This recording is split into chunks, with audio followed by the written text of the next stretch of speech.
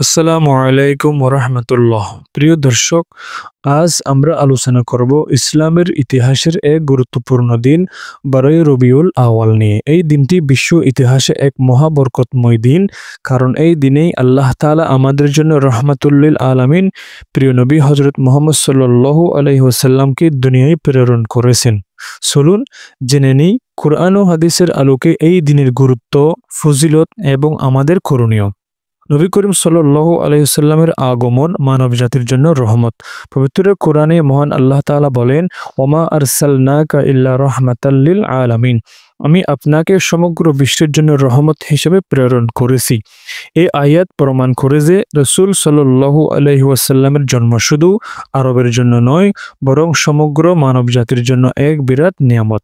ইতিহাসবিদদের মতে তিনি জন্মগ্রহণ করেন 570 খ্রিস্টাব্দে মক্কার কুরাইশ গোত্রে সোমবার 12 রবিউল আওয়াল তারিখে। এই দিনটি ছিল মানব ইতিহাসের অন্ধকার দূর হওয়ার সূচনা। একই দিনে নবী করিম সাল্লাল্লাহু আলাইহি ওয়াসাল্লামের সাথে আরেকটি ঐতিহাসিক ঘটনা জড়িয়ে আছে।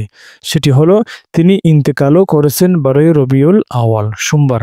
এমনভাবে আল্লাহর সিদ্ধান্ত হয়েছিল যে তিনি যেই দিন এই পৃথিবীতে এসেছেন সেই দিনেই তিনি বিদায় নিয়েছেন। হযরত আব্দুল্লাহ ইবনে আব্বাস রাদিয়াল্লাহু তাআলা আনহু থেকে বর্ণিত, রাসূল সাল্লাল্লাহু আলাইহি ওয়াসাল্লাম সোমবার জন্মগ্রহণ করেছেন, সোমবারই তিনি নবুয়ত লাভ করেছেন, সোমবারই হিজরত করেছেন এবং সোমবারই তিনি ইন্তেকাল করেছেন। রাসূল সাল্লাল্লাহু আলাইহি ওয়াসাল্লামের জন্মের আগে পৃথিবীতে নানান আলামত প্রকাশ পেয়েছিল। কোরআনে বলা হয়েছে, মহান আল্লাহ তাআলা নবীজির আগমনের খবর পূর্বের নবীদের দিয়েছিলেন। যখন মারিয়ামের পুত্র ঈসা বলেছিলেন, হে বনী ইসরাইল, আমি তোমাদের কাছে আল্লাহর প্রেরিত একজন রাসূল, আমার পরে আসবেন একজন রাসূল, তার নাম হবে আহমদ। এই আয়াত প্রমাণ করে যে রাসূল সাল্লাল্লাহু আলাইহি ওয়াসাল্লামের জন্ম শুধু একটি ঐতিহাসিক ঘটনা নয়, বরং পূর্ব থেকে ঘোষিত এবং প্রতিশ্রুত একটি সত্য। এখন প্রশ্ন আসে, 12 রবিউল আওয়াল আমরা কিভাবে পালন করব? হাদিসে এসেছে, রাসূল সাল্লাল্লাহু আলাইহি ওয়াসাল্লামকে জিজ্ঞেস করা হলো, আপনি সোমবার রোজা রাখেন কেন? তিনি বলেন, এদিন আমার জন্ম হয়েছে এবং এই দিনই আমাকে নবুয়ত দেওয়া হয়েছে। অতএব আমরা যদি এই দিনের গুরুত্ব স্মরণ করতে চাই, তাহলে রোজা রাখা, দরুদ পড়া, কোরআন তেলাওয়াত করা, সাদাকাহ করা এবং নবীর জীবন থেকে শিক্ষা নেওয়া, এগুলোই সবচেয়ে উত্তম আমল। রাসূল সাল্লাল্লাহু আলাইহি ওয়াসাল্লামের জন্ম মানব ইতিহাসে এক বৈপ্লবিক পরিবর্তন এনেছে।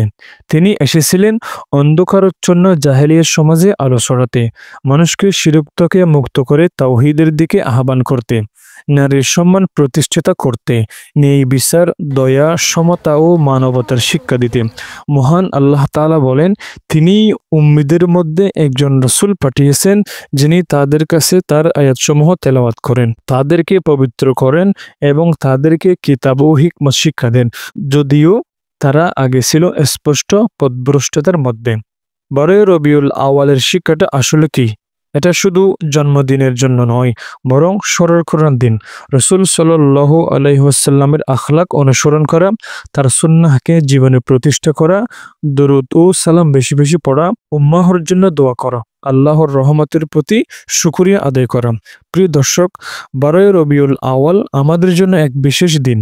এই দিন স্মরণ করিয়ে দেয় আল্লাহর সবচেয়ে বড় নিয়ামত রাসূল সাল্লাল্লাহু আলাইহি ওয়াসাল্লামের আগমন। তবে মূল বিষয় হলো আমরা যেন তার জীবন আদর্শকে ধারণ করি, শুধু বাহ্যিক আনুষ্ঠানিকতাই নয়, বরং কোরআন ও সুন্নাহের আলোকে জীবন সাজাই।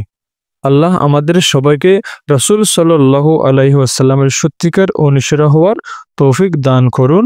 আমিন।